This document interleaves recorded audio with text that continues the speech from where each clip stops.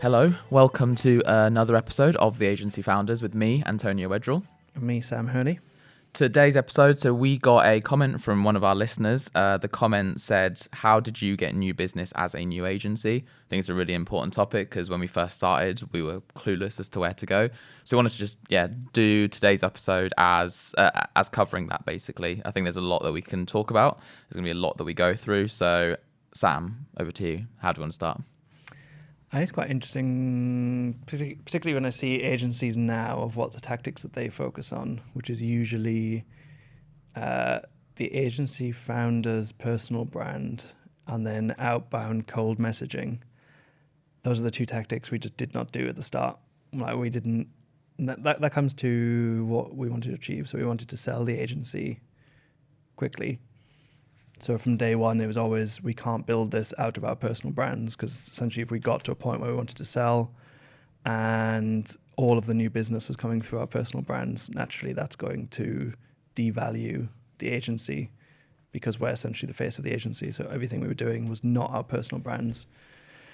And then outbound, I think a lot of people do it now, but it's just a tarnished industry from AI. And maybe that's a good segue into how you're doing outbound for us right now. Nice, yeah. We haven't, so historically we never really did much outbound. I think the typical, well, for our industry anyway, for some industries it works. For our industry, going out to someone, just making a mass list and just sort of messaging them like, hi, are you interested in SEO services? Here's our packages, doesn't work. So we can't go down a hard sales route. So I think it makes sense for us to build a community, and it's sort of that whole owned audience piece, which makes sense. So for us to build out that database of people who we want to share knowledge with, but equally might be interested in our services one day, I think that was the key for us. So at the minute, basically what our approach is focused around sort of events and our newsletter. So we've got an organic growth newsletter that we send out on behalf of Novos every single month. Within that newsletter, obviously we cover everything organic, there's loads of data. One thing that we wanted to do was build up the database, basically of recipients of that email. So one thing that we now do is we basically build a really curated list of very targeted, so specific roles, so like head of e-com managers, who we believe would really benefit from the newsletter, benefit from our events that we host, like roundtables that we do every couple of months, and basically just outreach them, just sort of like with a connection request, mainly done on LinkedIn, with just, would you be interested in being added to this newsletter? We also have a Slack community. We'd love to keep you updated on events. That's it. Are you happy to be added to this? And that's had a really good success rate. It's sort of around, out of all the outreach we've done, probably on average 20 to 25% have probably come back as yes. We've managed to scale the email list really successfully. So that's obviously an approach that really works for us. And that's something where we can then obviously nurture them, educate them, sort of A, hopefully help, but B, hopefully one day they might be interested in our services. So the aim of this in a nutshell is to do marketing activity, i.e. an event, newsletter, webinar, etc., and then use that as the messaging as part of the outbound. So then it's not a hard sale message. It's, we're doing this valuable event around X topic that we find in the industry isn't getting talked about enough. There's the intro. And then the aim is then to pull them off the platforms from email, LinkedIn, Twitter, wherever they are, and get them onto our database, which is, either the community, Slack community, or emails. Is that right, in a nutshell? Exactly, yeah, pretty much in a nutshell. And the goal from that, well, the reason we do it that way is because when you're charging less, so when you're smaller and sort of charging smaller retainers, it's a lot easier to get interest. We sort of are average between 5 to 10k a month retainers. For that size of spend, there has to be a huge element of education. It's not just an impulse purchase, and it's not just that quick to be like, yep, we want these guys in an RFP. It has to be a nurturing process to actually get them interested. And that's why this works for us massively rather than an outbound sort of like massively salesy message. It works for a lot of companies, especially ones where the cost is fairly low, potentially where they understand already what it is. But for us, that's that in a nutshell. That's what works for us and is the best route to go down. Yeah, I think there's something there on the, just from our experience of outbound, like you were saying about pricing. So it's like, if you getting off the ground and you just need case studies, a cheap offering, like maybe just like £500 to £2,000 one-off, you don't have the experience, you just need case studies, that could work as an outbound cold message. And you just want to build up your reputation and prove that you're good at doing your work. But then, if you remember from our experiences, that only reached up to about, I think it was about 3.5K when we started hiring biz dev people. And they'd had experience in the past of getting clients through cold outreach. But what we then realized was that their retainers capped at 3.5. So that was almost like there seemed to be a threshold there of like beyond 3.5, people just weren't interested in receiving a cold outreach message and then signing up.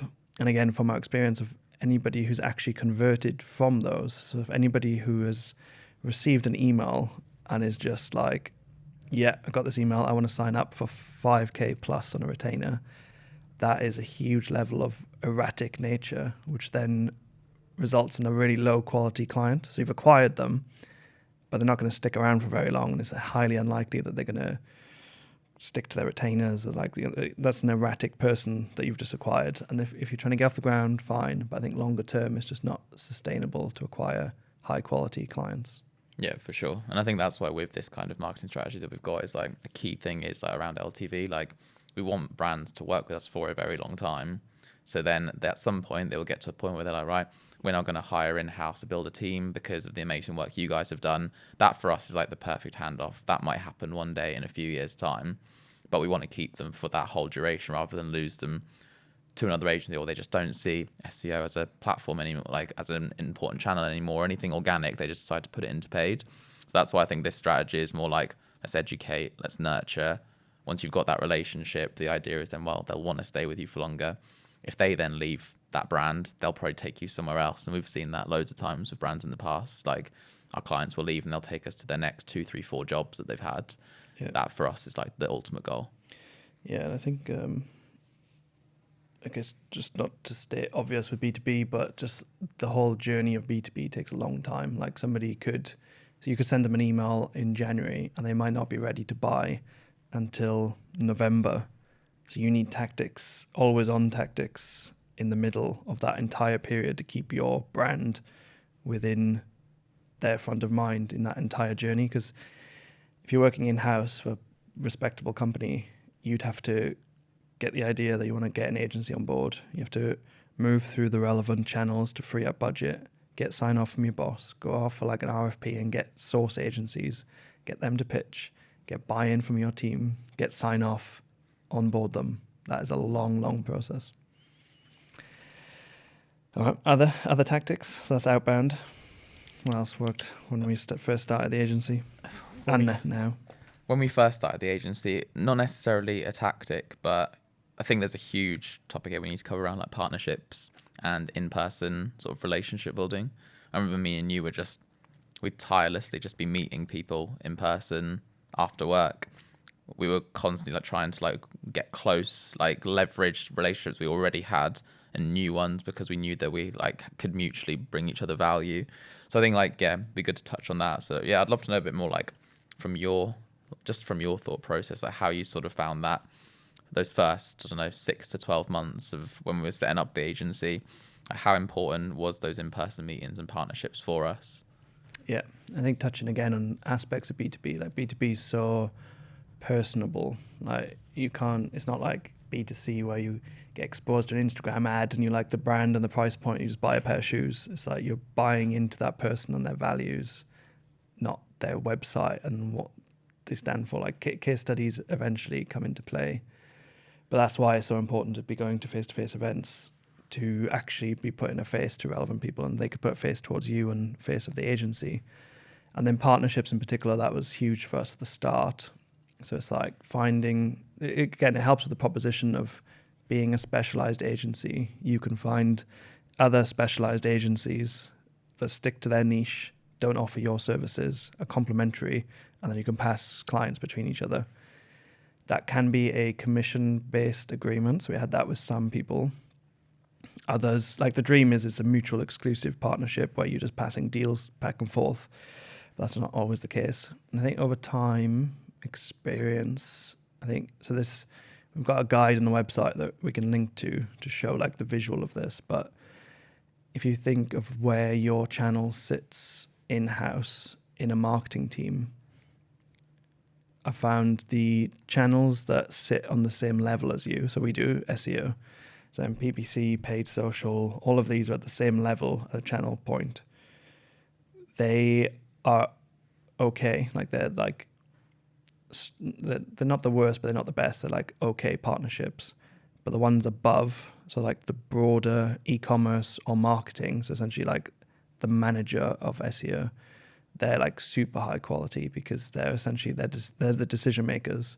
They're consulting internally on marketing and strategy, but they can't do the doing themselves, so they need the agencies. And then the ones below your channel point, so like for us, we're an SEO, so then people that were reporting to us, potentially like content people or maybe even dev agencies to an extent, like they are very low quality because they're below SEO in the like hierarchy in the food chain, if that makes sense. So it's in the guide. There's lots of pretty visuals that people can see exactly what I mean in there. But I think partnership's super important. And then I think one thing we did pretty well was even if you get an exclusive partnership, there's no reason why you can't then talk to other competitors of that partner, but have some kind of referral agreement. So you can just be honest with them and be like, this is our exclusive partner. But if you get any SEO leads, let us know and we'll give you just like quite an aggressive commission or something. But just bear in mind that if we get a lead, we have to send it to partner A first. If they don't want it, we'll send it to you. But that's how it works. And if you're honest with them, I mean, I definitely found that there was no issues and they obviously benefit because they get a kickback. So if we did this all over again, I know today anyway, especially like people want like real quick success, especially like founders of companies. If we could do it all over again, would you rather we did it the way that we did? So focus on relationships, partnerships, build the agency that way and build our reputation, or do like mad amount of creative on social media, go viral, use all the platforms like we are seeing from a lot of other agencies, use all of our platforms to just be really loud, shouty, divide opinion, but that way we've got mass brand awareness. What route, if we did it all over again, but the time is like now, if that makes sense, would we focus on the people side or would we focus on the mass approach side?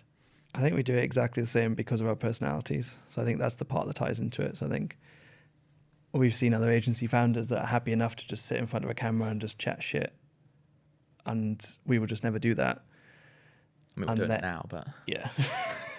And then they're very much happy to just be like the face of the agency, and maybe there's like some tie-in for ego or something there, but that just not us and how we wanted to grow the agency. So like even if we tried it, we wouldn't enjoy it, so it wouldn't be long-term and sustainable, and we would just default to what we enjoy, which is events, face-to-face, content, high quality knowledge content.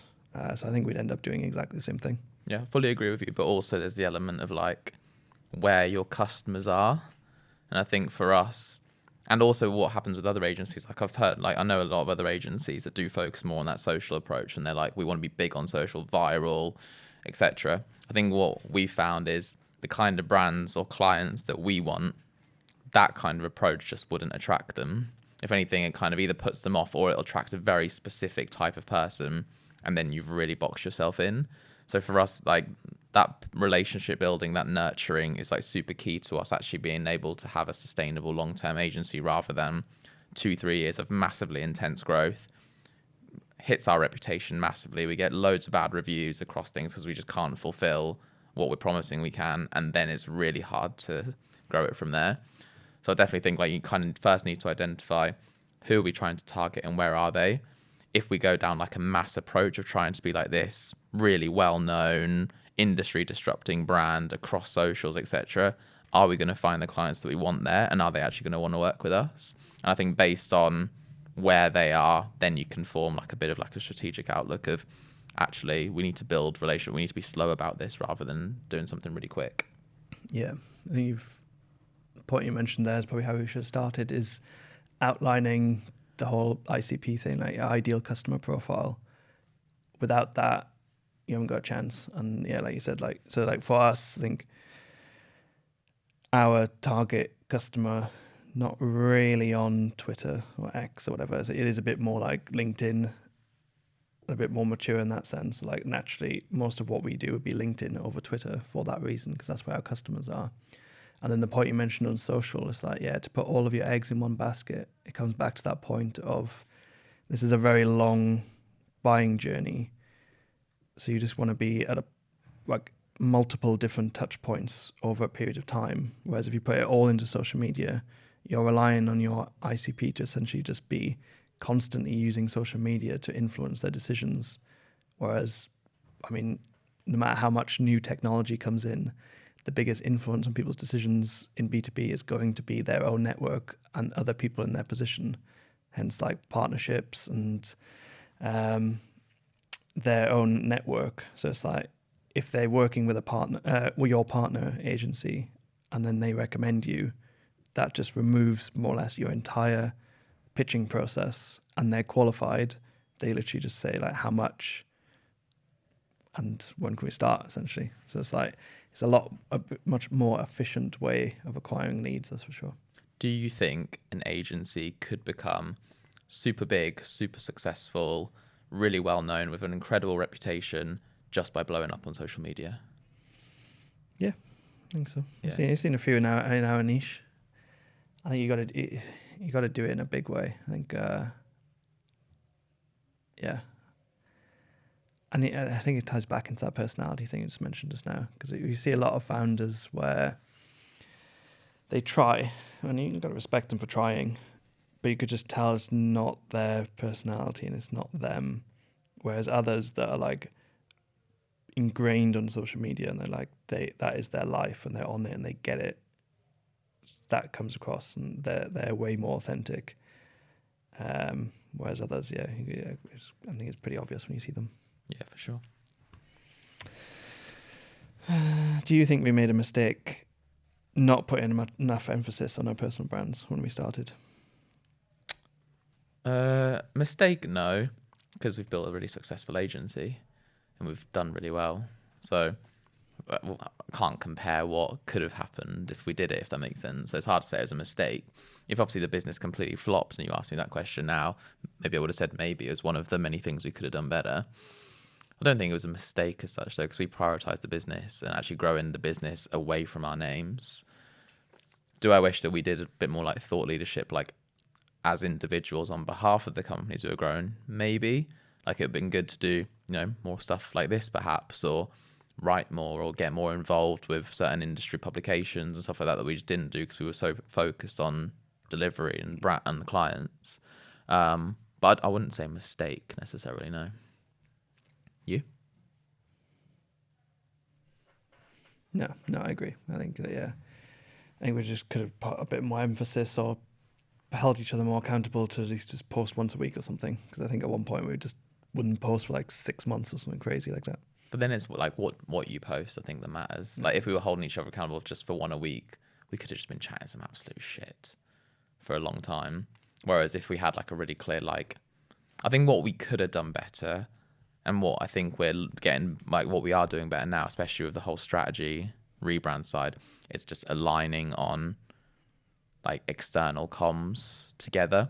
So like we never really, I remember when we launched digital PR, me and you, I don't even think did like a social post about it. Whereas if we just said, me and you, like just link up, like the amount of comments we get from people on LinkedIn being like, your relationship is so funny, like you're so banterous, you two, you take the piss out of each other. Link me to these. There's quite a few. But people say that, and it's like, well, there's so much more we could have done maybe to leverage us two as co-founders in a more like unified strategic way, rather than like as individual personal brands, maybe like us two on behalf of Novos. We just never really did it. Anytime we launch something, anytime we like hire staff, we never really just did like a social post for that to celebrate or anything. It's always the company, and then we might do a repost. Yeah. So maybe that's where I do think, was it a mistake? Maybe not, but I wish we'd maybe done something more.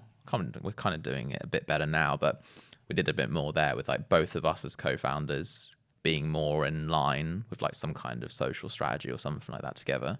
Yeah. You can't put a price on doing good work as well. Like that is like word of mouth will always be agency's number one acquisition source. And I think in particular when you talk to growth consultants, and then they're like, I remember when we did it, and it was like, where's all your leads coming from? It's like partnerships or word of mouth, and they almost like discounted the word of mouth because it's not really scalable and they couldn't influence it.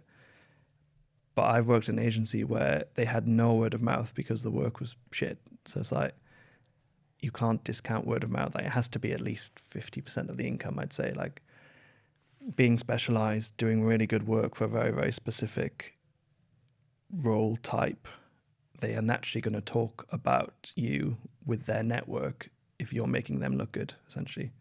And that's the best form of marketing that you could do. Yeah, for sure. And don't discount like the amount of hidden groups that there are out there. Like, it wasn't until maybe, a couple of years down the line that we realized just how many WhatsApp communities there are for like CMOs, and how many different Slack communities there are set up with loads of head of e-coms in there. And they all talk, they all ask each other like, who's best for this?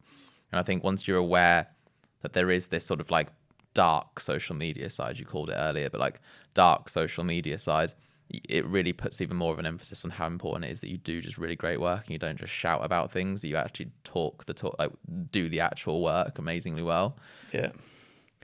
And ending client relationships well. I think that's a big thing. I think like if you lose a client, it's very easy to get very emotional, but I do think 90% of the time we've always ended it amicably. And it's been very surprising if somebody's mentioned like, oh, I posted in our CMO group for a recommendation for an agency and XYZ got back. And even if they're just saying, I've worked with them and they were good, that's fine. It's not, we haven't left like a sour taste in their mouth that they're going to bad mouth us, because reputation's everything. And if they had said we're useless, that could mean that we don't get that lead, essentially. It could be like 3 versus 1, and that 1 could go against us and stop that person from messaging. Yeah, exactly. I think like it's rarely ever personal as well. When clients leave, it's usually just because it's a business thing. I think maybe I can count once or twice where things just got personal on the other side and they just weren't happy. But that was when we were a lot smaller and it was just me and you. So they could attack us because we were the business. But as we grew, it's never personal. So I think just having bad blood with a client leaving, it's just ridiculous. It's a business thing. Just be nice to each other. It's all good. You'll probably cross paths again. And the amount of relationships we've kind of still got with clients that have left us, it's incredible. Yeah. Worst channel or worst investment that we've ever made, marketing wise?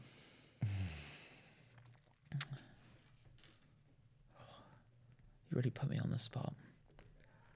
The worst, I don't know. I think the worst channel. Oh gosh, I don't know. Can't really think of like the worst channel. Like worst investment. Yeah, that's fine.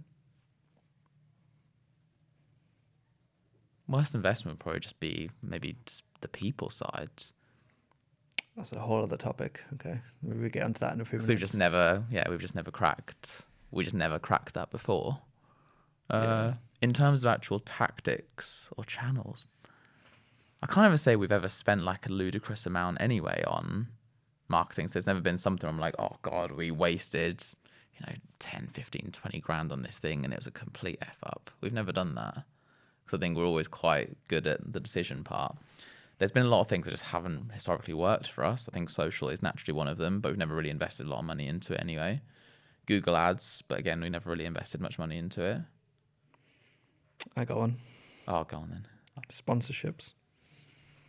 I think there's, us sponsoring. Yeah. I think it's a funny one in terms of like, you think it's going to be good, but at the end of the day, it's literally like, it's partly on the event owner as well, where like it's literally your logo on a background or something.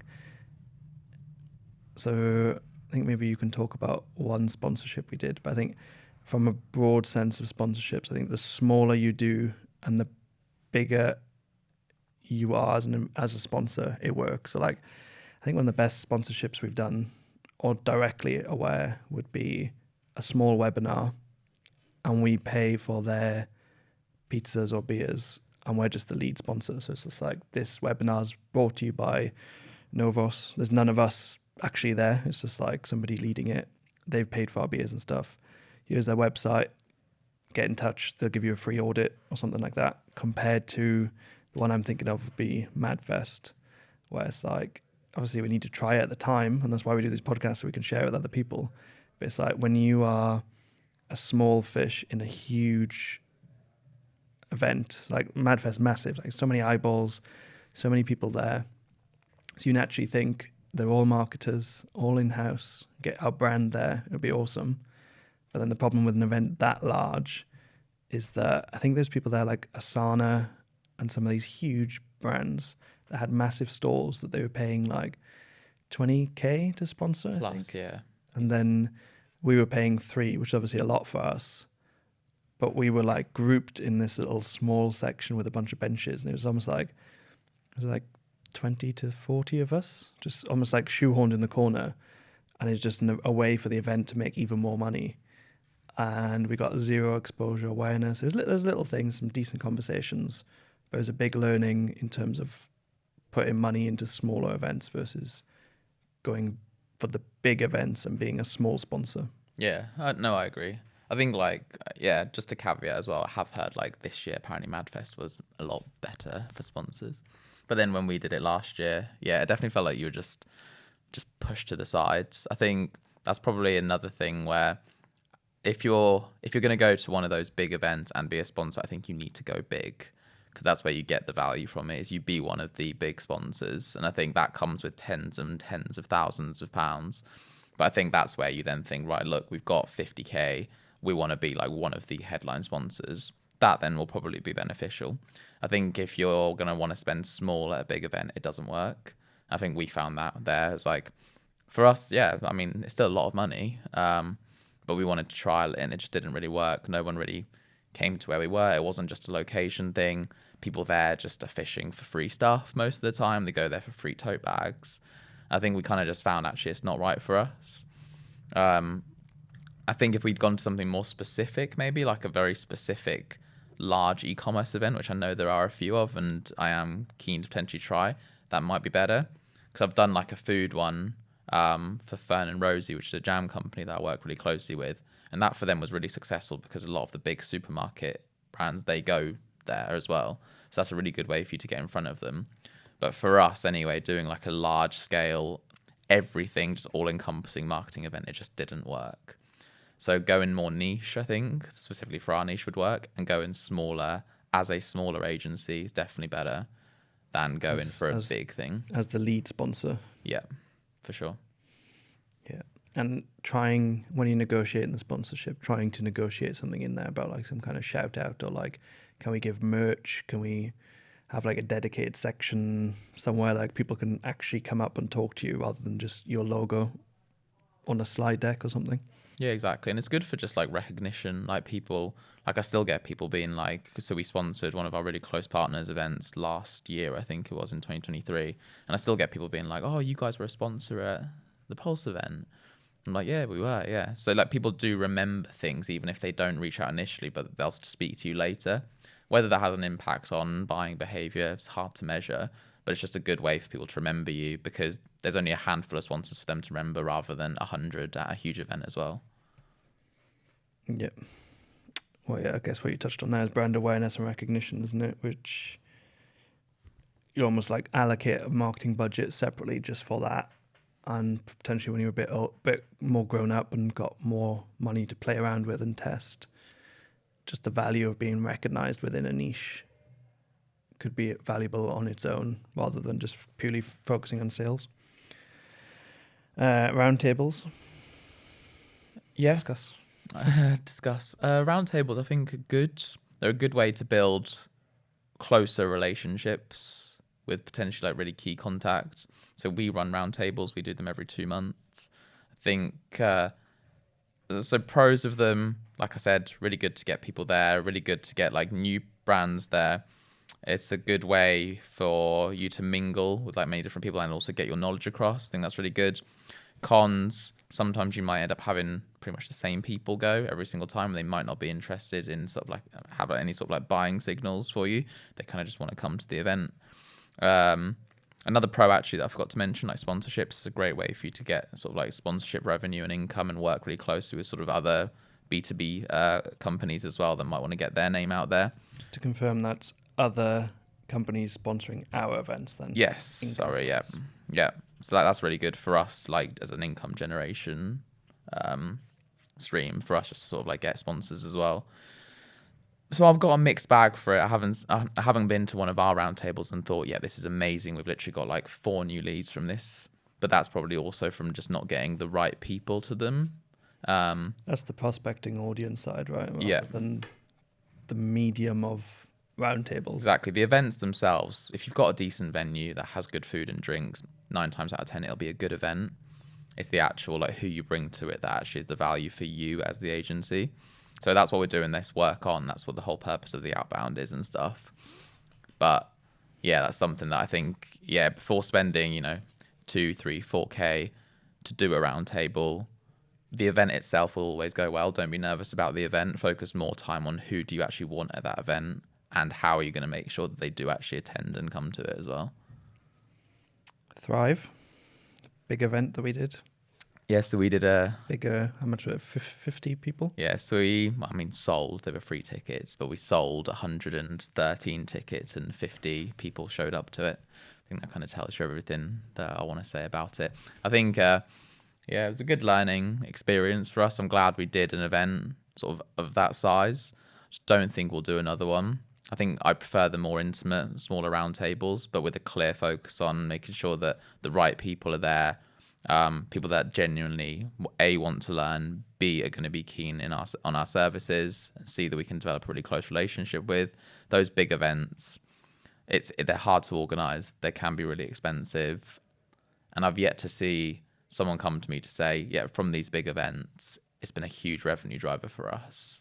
It's usually always around awareness or eyeballs, if that makes sense. Yeah, and that's us setting up our own event. Pretty large, quite a big investment. And again, we source the candidates to come.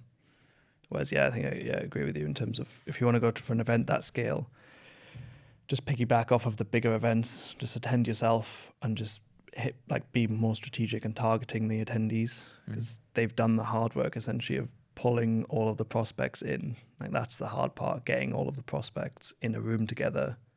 That's all you have to do is talk. Whereas if you've set up your own event, you have to do all of that pulling in, which is that's the tough part. Yeah, exactly. And like I said, I'm still glad we did Thrive, but I think I'd rather we go to other bigger events, make a name for ourselves there, and run our own small, really intimate, really good ones than do another huge one ourselves.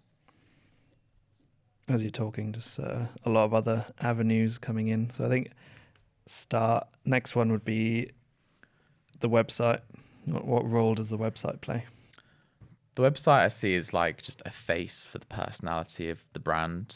So it's like as soon as you jump on there, that's basically we need to show off this is who we are and why you either want to work for us or with us. I think that's just what it needs to show. That's what the avenue for the website is for me. And it's a great way to showcase your knowledge, your culture, just everything about you, essentially. I almost see our website as what like a dating profile should be for an individual. It's like that's you. That's like the best version of you. To get to know more, you need to swipe, get in touch. That's kind of how I see the website for like an agency. Yeah. It's like a storefront, isn't it? It's like the storefront, but you can't actually go into it. So it's just like the face of it. I think it's definitely undervalued in the sense of like, I see a lot of people a lot of agency owners just set up a one-pager website and just treat it as almost like a business card box checking exercise. But I do think a website can break a deal in terms of you not looking big enough to service. Not having enough case studies is always a big question mark. Yep. The role of case studies is always underplayed. And then it's just a medium to show your knowledge and use SEO blogs to acquire traffic, which was a very, very big avenue for us right at the start of the business, kind of being super specific about the platforms that we did SEO on and then answering questions that e-com managers might have around those platforms, even comparing different platforms. So that was really good for like acquiring people for free through SEO. Yeah, and just as you were talking as well, like that was really good. So I think when you mentioned it around sort of like up to 3.5K mark, we found it a lot easier to sell. up to that level, it was perfect, like for the web, like the website and the blogs. So like those sort of like really niche knowledge articles that we did. So for example, for us, like anything like Sam mentioned, like platform specifics, like an issue with Shopify, we'd write a blog about it, put it on the website. What then happens is smaller businesses that want to grow might experience that issue. They will Google it, they will find us, and then they might be like, oh, okay, cool. They're like those kind of brands like were perfect because when we were smaller, they'd come to us. They'd reach out to us and be like, I saw your blog on this, found it really helpful, would love to talk about like what you guys do. We'd sell them in for like a 2K retainer. It was perfect for both sides. So like at that size, we really found those really niche blogs being really successful. Now the blogs are definitely a lot more in that whole, again, nurture phase. So it's like people will search for it, they'll be educated by it, they're aware of who we are. Okay, cool. I want to sign up to their newsletter to know more. I'll go to their events. That's kind of how we're now finding the articles sort of working for us on the site. And I'm really grateful for it. We've obviously got quite a few people out at Novos that enjoy doing speaking events. So like me and you don't have to. I don't think me and you really have a huge desire to do them. It's not our personality. We don't really have a need to because, like I mentioned, we've got quite a few people within the agency who are well-known speakers and they've done quite a lot of very big industry events themselves already and they love doing it. So I see value in it if you enjoy doing it. It's good for us because people listen to these like speakers. They know about us as an agency. So I think they're really good. I've been on a few panels as well that have resulted in either some really good conversations after or potentially like sort of commercial value. So I do think like there's value in speaking events if, again, the topic is specific enough to attract the right audience. I think there's a lot of pressure from growth consultants to feel that the only way you can acquire clients is doing speaking events and doing these really big out there things. I think hopefully people listening to this can see that we've shown them that you don't have to. But I did, based on that perception and when we set up, I thought that was like the number one way you get clients is to get up on stage, do a speaking event, etc. So when our team started to do it, I think my expectations were just way too high. So I think when we first got our slot at Brighton SEO, so a huge conference, like loads and loads of SEOs there, I just expected a lot more leads, or just like I thought a lot more would come of it, and it's great for brand awareness, perception, etc. But yeah, I don't think we've ever acquired a lead directly from a speaking event, as good as they are for like positioning, knowledge, and leveling up the agency externally. Yeah, I think I agree with you there. Obviously, it'd be interesting to sort of see like the more it's done from people in our agency, whether there's success from that. And I know we've, like I mentioned, we've got some of the team, including myself and stuff, that do quite a lot of panels, which I definitely enjoy more than just the bright light just on me. But yeah, I think the more that we do it, it'll be interesting then sort of see actually does anything come from this from a reputation perspective as well. All right, final one. Got a marketing budget of 10k a year. How do you spend it? A marketing budget of 10k per year as an agency. Mm-hmm. Yeah. It's roughly about just short of a k a month. Okay. I'd invest. Okay, so firstly, I'd probably look at, from an SEO side of things, I'd probably invest, get some articles written. If you can do it internally in-house, like at the agency itself, perfect. Or you may find, actually, I kind of want to freelance this, so you probably want to pay for that freelancer. So yeah, either spend on getting some really good content created externally by a copywriter, or internally if you've got that skill set with like the right topic that, I mean, you should probably set. Then I'd probably spend some money on, it'd be like consistent recurring subscriptions. So on like different sort of like CRM newsletter, I definitely sort of set up like a newsletter, spend some money in getting that sort of like properly designed. So then you can kind of start to build up your own, I guess, pipeline of data. Then I'd use that budget for like meeting up with people. So like taking people for, entertainment. I'd use it for that. And then I'd probably, it depends what you're in, like what industry you're in. It's really hard to know. But depends what industry you're on. But I think definitely on ads.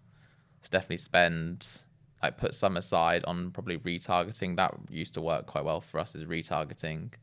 And then depending on what you need to do, either Google ads or social ads, just dependent on, again, like I said, where your buyers are. So probably just scale the budget. I wouldn't say there's like a set budget for that. That should be a case of trial and error to see what works for you and if you see value from it. And then sponsorships into smaller events. I think find some really small, like from your partners, find some really small events. Doing everything, bloody hell. Well, I think you just have to distribute it. When you're small, can't put your eggs in one basket. You have to see what works. And I think like you need to take those 12 months. If 10K is your budget for the year, that's indicating to me that you're kind of at that stage of you're still trying to figure out what works. And I think for that, you need to try a few different things. So that I'd almost do it. I'd trial those things and then take 12 months, measure after 12 months, say what really worked well for us was these small sponsorships and the newsletter. It was huge for us. So as a result, I'm going to double down on that. So I'm going to grow the newsletter by hiring like a newsletter consultant, and I'm going to double my budget for these smaller sponsorship events because they brought loads of value. And I think that's how I'd do it. Yeah, with a bucket of 10K, I'd almost just play with it as a trial set of money rather than I'm going to throw all 10K into just events. I've had time to think about it as you've been talking. I'd focus everything down on as much free stuff as you can. So yeah, content, social media, making the assumption you've already got a decent website set up, partnerships, attending other events, networking. Sometimes some of the budget could go to that if there's like a cost to go to the niche events. And then newsletter in some capacity, eventually leading towards some kind of Slack community. I think that should be like the end goal of all of that free stuff, is like pushing them into the Slack community. Because then off of the community, that's where the money I would spend would be like those smaller roundtables, much more niche, around a specific topic, even like small enough that you can do specific audits or strategies for the brands that attend. So it's like super, super high quality. Google ads, I do like super minimum amount to like bid on the exact term that you do. So like for us, it'd be SEO e-commerce. Probably just bid on that and maybe one or two variations. And maybe explore something around some kind of admin VA type person that can help you to repurpose some of the content or help with some of the social posting to free up your time. And yeah, I'd be leaving things like setting up big events, attending speaking events, sponsorships, things like that. All right, cool. I mean, should we wrap it up there? Yep. To conclude, I think what we're describing is essentially all outbound marketing and then leveraging outbound to push the inbound and getting that out there. So rather than doing outbound messaging purely for hard sales, you're doing outbound to push all of the other marketing material that you're doing. So that's it. And I guess hit subscribe, sign up to the newsletter. In there, you'll find a summary of everything that we've talked about here. We've essentially got our own framework, which is called Scope, which kind of summarizes all of these tactics into an easy to digest framework. And that's it. Bye from me. Bye from me.